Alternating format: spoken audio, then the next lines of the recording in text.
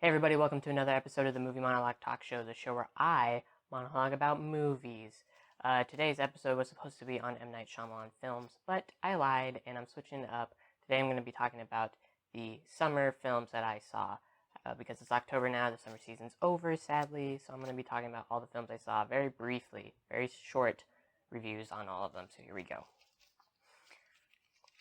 Number 12, American Ultra, starring Jesse Eisenberg, Kristen Stewart, Topher Grace.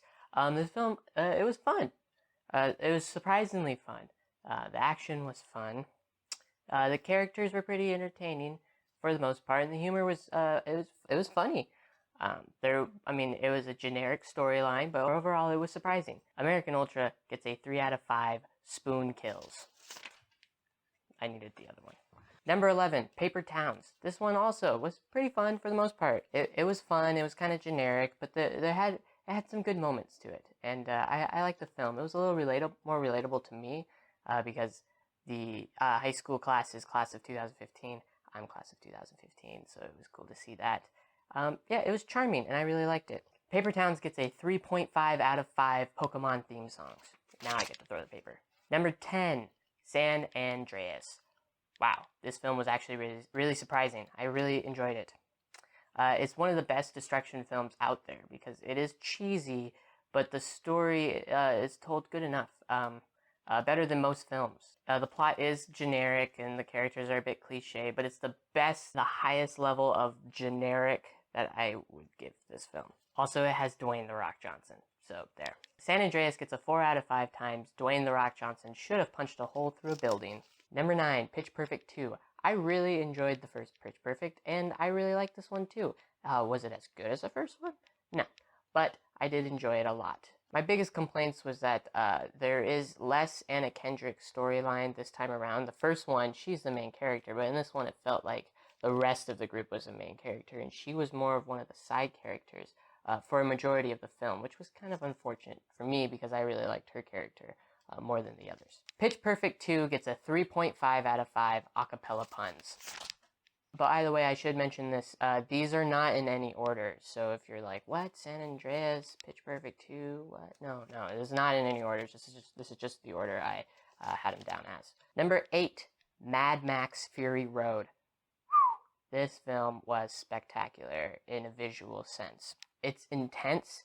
The fights are amazing. The action is so jam-packed, but in a way where you can just sit back and appreciate it. The effects, stunning practical, mixed with some visual effects. It's mind-blowing. But at the same time, it has a weak storyline to it. It's basically a point A to point B adventure film, but without much story in the parts, which is fine, because that's not what it's supposed to be. So yeah, Mad Max Fury Road. Mad Max Fury Road gets a 4 out of 5 Tom Hardy grunts and mumbles. Number 7, Terminator Genisys. I actually like the film more than most people. I felt there's definitely problems with it, for sure, but I did like the storyline, the overall storyline, and I really like the T-800. Arnold Schwarzenegger is back, and he does it really, that was not a joke. That wasn't a pun, I'm sorry. But yeah, he did a great job in his role, and I actually do really like Emilia Clarke as Sarah Connor. There was a lot of weak action and plot holes in it, and so overall it wasn't as good as it could have been, and the ending sucked. Terminator Genisys gets a 3 out of 5 time travel plot holes. Number 6, Jurassic World. I love this film.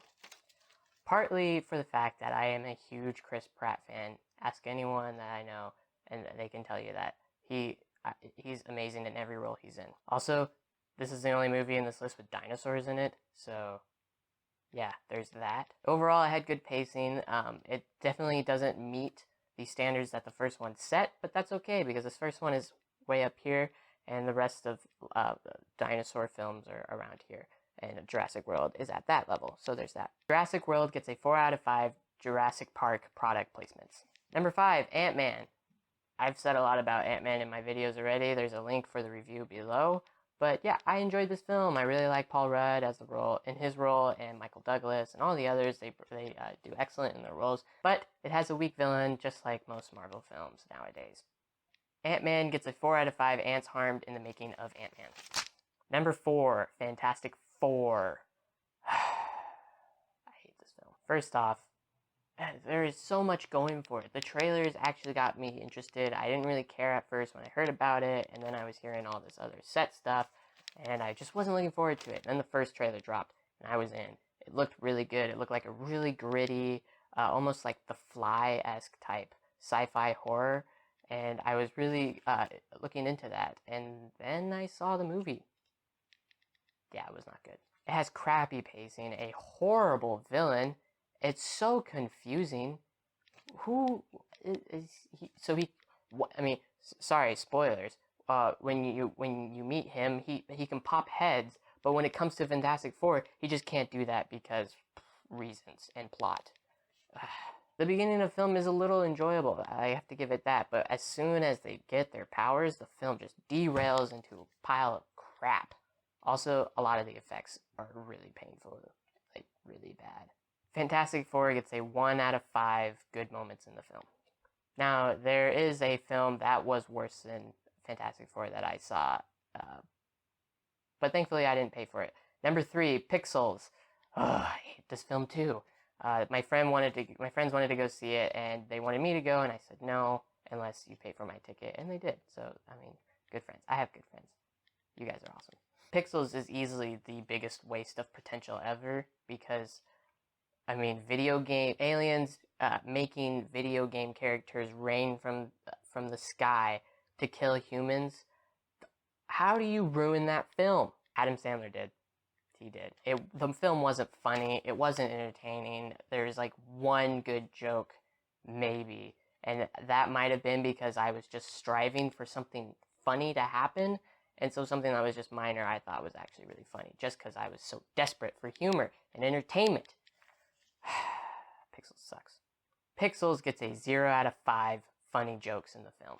Number 2, fine. Okay, these two actually are on my list for like the most enjoyable films. I mean, Mad Max would be somewhere close to that, and it might be like number 2 or 3. But I mean, these films are so good. Number 2, No Escape. Owen Wilson. I mean, I love this movie, and Owen Wilson did a fantastic job in this dramatic, action-heavy role. And by action, I don't mean he's necessarily like picking up guns and shooting everybody.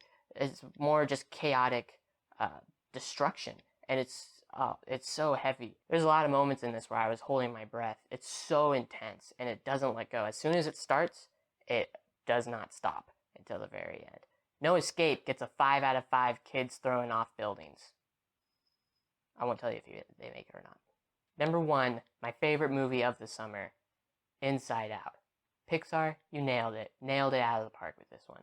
The film is so smart, and it's so clever, and it has all these clever moments in it that, you know, kids will love this film because it's so colorful, and like the adventure is fun, and adults will love this film because of how smart and clever it is, and all the mechanics in this film.